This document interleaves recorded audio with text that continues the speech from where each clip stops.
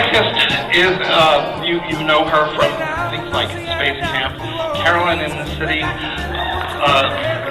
Switch at Birth. I mean, she does everything. She is lovely. She is our density.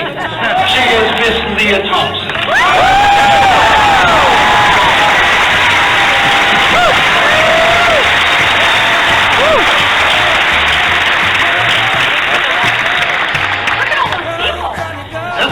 People out here. Okay, I think you know our next guest, and you know what? This man has said the words "Great Scott" to us so many times. How about we give him one as I introduce him? One big, on the count of three. 1, 2, 3. Great Scott! Mr. Christopher Lloyd.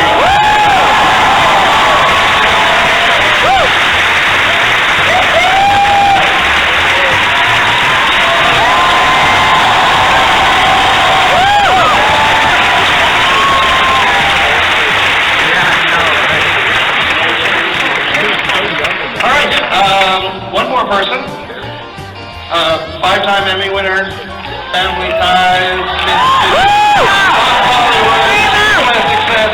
He may not have been the first, but he is the one true, only Marty McFly.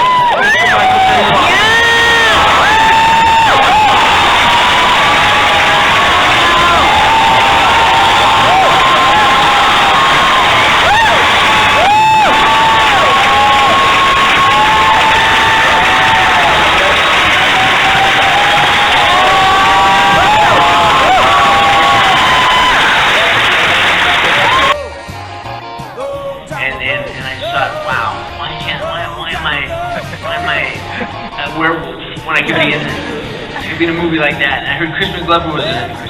I knew Christmas. And I thought, fuck Christmas Glover. It's a Spielberg movie, and I'm a werewolf. and it just happened. As time went on, I didn't know anything about the film, and Gary pulled me into his office around Christmas time and said that he had this conversation with Bob and Stephen earlier in the year and asked about my availability, and he said I wasn't available and didn't tell me about it because he wanted to make me upset. And I said, that's fine. He said, now they need you, they need you to replace the actor they hired. And he gave me the script in an envelope. He said, read the script, tell me if you want to do it. And I picked up the script and I said, I'm going to like this one, but that's the best script I've ever read.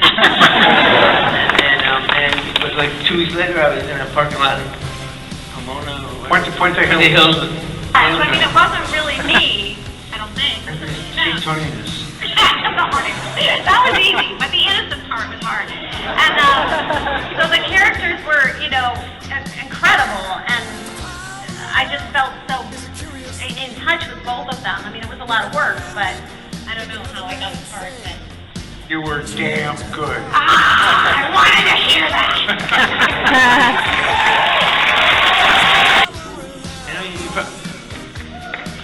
In order to this, I don't even jump in, but one thing about Chris is there's a thing in the film business and in storytelling called exposition, where you have to get out the facts. If it's a fantasy film, you have to say, these are the rules.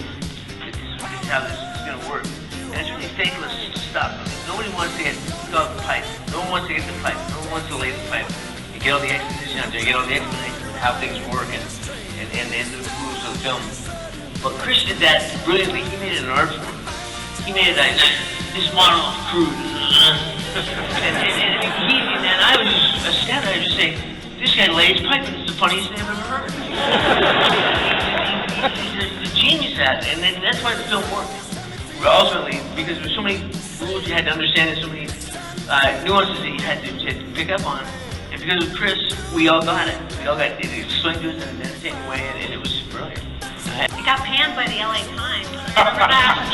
It did. It got panned by the LA and Times. A couple of TV critics in LA trashed it as well. Yeah, I don't know. I mean, it felt like a snowball. I mean, first of all, when they decided that they were going to push, we had to wrap it. The movie came out. How long after the wrap? The movie was in theaters 9.5 weeks after we wrapped principal photography. And we ruined post-production schedules for every other movie for years and years, because the studio guys say, hey, those guys did it on Back to the Future, why can't you get the movie swing here. When they did that, I could feel that obviously the studio was really excited about it. But you guys. I was just hoping we had a good opening night. Yeah. And that it had a decent run. Looking back on it now, it's phenomenal that we're all sitting here talking about it.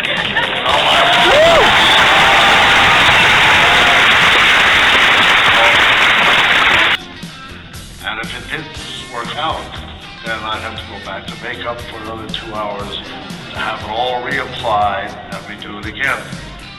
And miraculously, it worked in one take.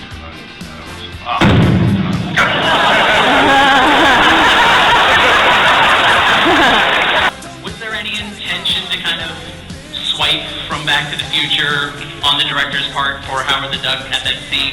I don't think so. No. I think that's kind of a cool move. But maybe. I don't know. I'm sorry. I don't think so. Well, the truth is, I stole all that stuff anyway. I was doing Chuck Berry and Jimmy Page and Van Halen and I was doing everybody. I was ripping all my stuff off. So. I did the split though with the guitar, which is kind of Wow. fun to do. Yeah, a really heavy guitar. Les Paul. Props for that. Thanks, dude. No problem. Thank you. Thank you. And we had this great scene together. It's wonderful. And other times I've been done commercials and stuff in the car. Each time it was like wonderful reunion. I feel like every